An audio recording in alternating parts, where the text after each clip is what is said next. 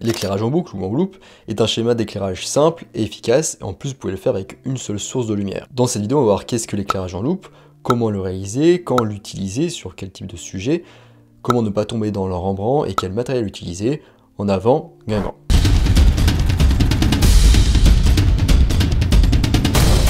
Je vous rappelle qu'en description, je vous laisse l'article complet sur le même sujet. Et en description, vous pouvez aussi accéder à ma formation gratuite sur les bases de la photographie. Alors qu'est-ce que l'éclairage en loupe ou boucle? L'éclairage en loupe positionne une petite ombre du nez sur la joue du sujet. Donc si on décrit avec précision, on a l'ombre qui dessine une première boucle qui part de l'arcade, puis ensuite passe par l'ombre de l'arête du nez, et qui va jusqu'à l'ombre portée du bout du nez, qui est aussi une autre boucle. Et on remarquera que cette ombre portée n'est pas directement sous le nez, mais elle est un petit peu sur le côté. Et donc cette boucle, elle se trouve du côté opposé à la lumière. Mais le plus important à observer pour que l'éclairage en boucle soit validé, c'est que l'ombre du nez et l'ombre de la joue ne doivent pas se toucher. Autrement dit, la lumière tombe sur le visage sans créer un triangle fermé. La zone située entre la lèvre supérieure et le nez n'est pas ombragée. Si les deux ombres se touchent et forment un triangle complet fermé, dans ce cas on bascule dans l'éclairage Rembrandt. On remarquera aussi que l'éclairage en loupe projette une ombre plus longue sous le menton et la mâchoire en raison de la pente descendante de la lumière. Cela est positif donc parce que ça permet de bien sculpter le menton et la mâchoire. L'éclairage en boucle est probablement le schéma d'éclairage le plus utilisé en photographie de portrait pour deux raisons.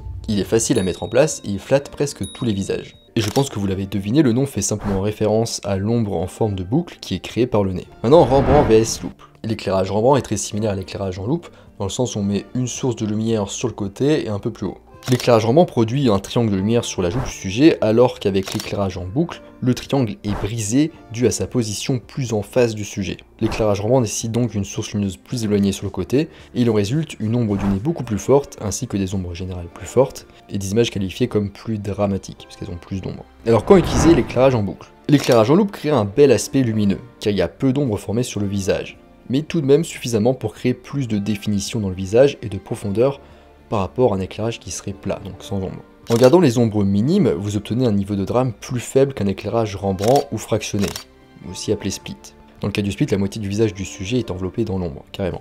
Donc ce qu'il faut retenir, c'est que l'éclairage en boucle n'est pas le plus adapté pour avoir beaucoup d'ombre sur votre sujet ou pour faire des photos dites dramatiques. L'éclairage en boucle convient à la plupart des gens, mais est notamment plus efficace sur un visage rond ou ovale. Les ombres permettent de définir et de rehausser légèrement les pommettes, ce qui amincit et allonge un visage rond ou ovale. Ça peut être aussi flatteur pour les visages carrés. Et l'éclairage en loupe est un très bon choix pour les portraits professionnels ou formels. Maintenant le matériel pour les portraits en éclairage loupe. Donc un boîtier ou un objectif, bon ça je vous laisse voir avec vous-même. Ensuite un fond, donc notamment si vous êtes en intérieur. Une key light, donc qui est la lumière principale, mais j'y reviendrai juste après.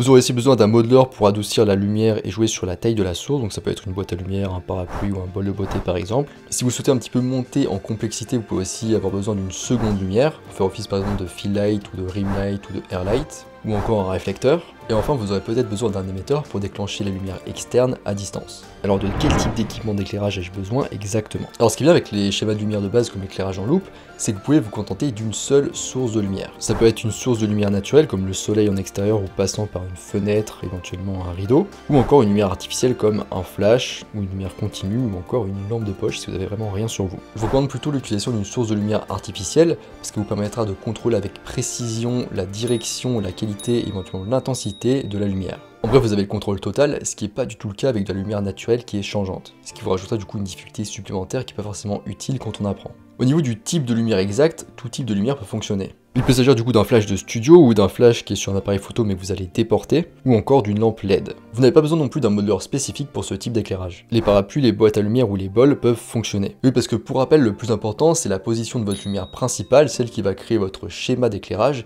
et non pas le modeler ou le type de source. Maintenant la mise en place d'un éclairage en loupe. Donc déjà vous allez faire poser le modèle et ensuite vous allez cadrer et mettre en place votre appareil photo. Ensuite vous allez placer la source de lumière donc sur l'angle axial. Donc en fait si on traçait un cercle autour du sujet et qu'on déplaçait la source de lumière, c'est ça l'angle axial. Donc c'est l'angle par rapport au sujet. Donc cet angle il se situe autour des 30 degrés. Prenez bien le temps de trouver la forme que vous souhaitez, le bon angle exact varie d'un visage à l'autre. Au niveau de la hauteur de la source de lumière, vous allez la placer à 30 cm au-dessus de la tête de votre sujet. Alors attention, si vous placez la lumière trop haut, vous perdrez les reflets dans les yeux, donc la catch light. Ensuite maintenant, au niveau de l'angle de la tête de la source lumineuse. Vous pouvez commencer par positionner votre source lumineuse à un angle de 45 degrés vers le bas, pour que l'ombre soit bien projetée sur votre modèle. Ajustez ensuite l'inclinaison vers le bas pour ajuster la taille de l'ombre. Généralement on cherche à avoir une petite ombre. Et enfin, si vous ne pouvez pas régler l'intensité de la source lumineuse, dans ce cas vous pouvez l'éloigner pour diminuer l'intensité qui arrive sur votre sujet ou la rapprocher. En ramenant la source lumière vers un angle de 0 degré, donc aussi bien au niveau de l'angle axial, donc plus ou moins en face de la personne, qu'au niveau de l'angle vertical, donc la manière dont vous penchez la source lumineuse,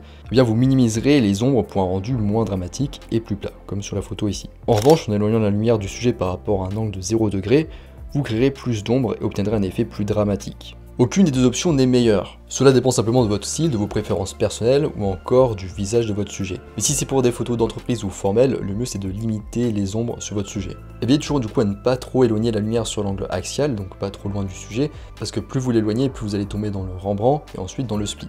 Rappelez-vous aussi que vous pouvez obtenir une lumière plus ou moins douce en jouant sur deux paramètres. Le premier c'est la proximité de la source lumineuse par rapport au sujet, et le second c'est la taille de la source lumineuse, avec le modeleur du coup. Alors plus votre source lumineuse sera proche de votre sujet, plus la transition entre l'ombre et la lumière sera progressive, et bien plus la lumière est éloignée, plus la transition entre l'ombre et la lumière sera nette, et donc la lumière sera dure. Et pour la taille de la source, les modeleurs comme les parapluies et les boîtes à lumière offrent une lumière très douce, vu qu'ils sont plus larges, tandis que les snoots et les flash nus offrent une lumière très dure. Et donc après vous pouvez demander du coup est-ce qu'il vaut mieux une lumière plutôt douce ou une lumière plutôt dure.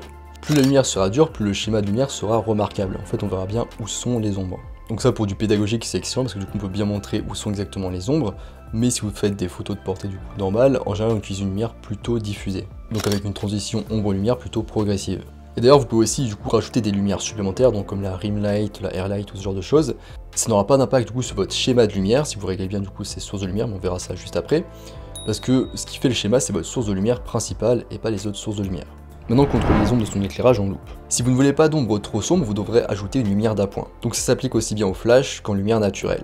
Et donc pour remplir les ombres, vous pouvez soit utiliser une deuxième lumière, soit un réflecteur. Donc si vous ajoutez un réflecteur, il devrait être positionné de l'autre côté du modèle par rapport à la lumière principale, pour faire office du coup de lumière d'appoint. Cela atténuera l'effet d'ombre en redirigeant un peu de lumière sur le visage du sujet. Vous pouvez également utiliser une deuxième lumière comme lumière d'appoint sur le côté opposé de votre lumière principale, donc comme pour le réflecteur. Mais il y a quand même une nuance. Vous devrez régler la puissance de votre lumière d'appoint de moitié par rapport à la puissance de votre lumière principale, puis ensuite ajuster en fonction. Parce qu'en effet, si les deux lumières ont la même puissance, c'est comme avoir deux lumières principales, et dans ce cas, vos résultats seront assez plats. Et donc du coup, en effet, attention, ne remplissez pas complètement les ombres sur votre sujet. Parce que les ombres, c'est très important, ça permet d'apporter de la profondeur et de la lisibilité à votre photo. Sans ombre, votre photo deviendrait plate. Si votre deuxième lumière n'a pas de puissance variable, dans ce cas vous pourrez jouer sur la distance par rapport au sujet pour en faire varier l'intensité. Voilà, on est à la fin de cette vidéo sur l'éclairage en loupe. L'éclairage en loupe peut sembler basique et presque trop facile à comprendre. Vous aurez peut-être même l'envie de griller les étapes et de passer à des schémas directement plus complexes, mais ne faites pas ça. Ne vous contentez pas de comprendre ces conseils, mais plutôt mettez-les en pratique. C'est là que commence l'apprentissage. Je vous rappelle qu'en description, vous pouvez accéder à l'article plus complet sur le même sujet. En description, vous pouvez aussi accéder à ma formation gratuite sur les bases de la photographie. Moi, je vous laisse ici à votre ombre en boucle et je vous dis à bientôt sur Internet mondiaux.